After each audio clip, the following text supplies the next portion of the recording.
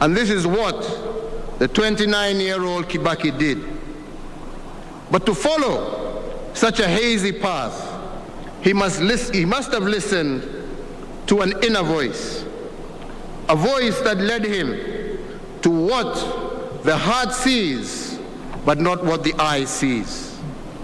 A voice that took him to the path of faith. And because of this walk of faith, the Honorable Mwai Kibaki must go down on record as a guardian visionary of our republic. Armed with faith and vision, the young Kibaki, alongside the likes of T.J. Mboya, drafted the founding instruments of our economy. Indeed, sessional paper number 10 of 1965 on African socialism and its application to planning in Kenya, drafted by him and Mboya, remains the guiding light of our economic transformation. When he became president in 2002, he went back to this original blueprint and upgraded it to the Vision 2030 that now guides our country forward.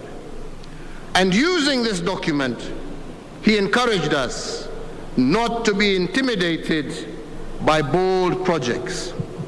And that is why my administration, inspired by this thinking, has accelerated what I call the big push investments, especially in the area of infrastructure. And if President Kibaki authored Vision 2030, the next administration must take us to a bolder plan.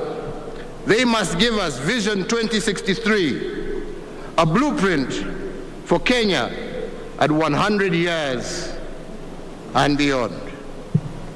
So, Your Excellencies, fellow Kenyans, ladies and gentlemen, the man lying before us today was a gentleman, a measured man, a man of few words, but a man of decisive action. If he was with us here today, he would have instructed us to choose leadership over politics.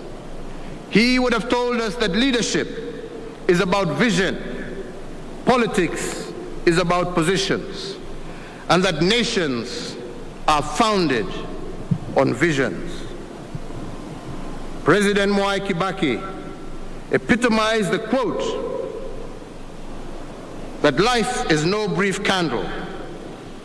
It is a sort of splendid torch which holds bold for a moment and a desire to make it burn as brightly as possible before handing it on to future generations.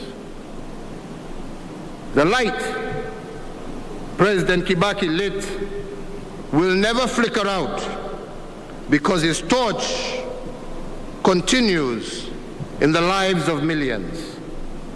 Therefore, as we mourn his passing, we are reminded that it would be a tragedy if we let die what he left alive in our hearts and memories.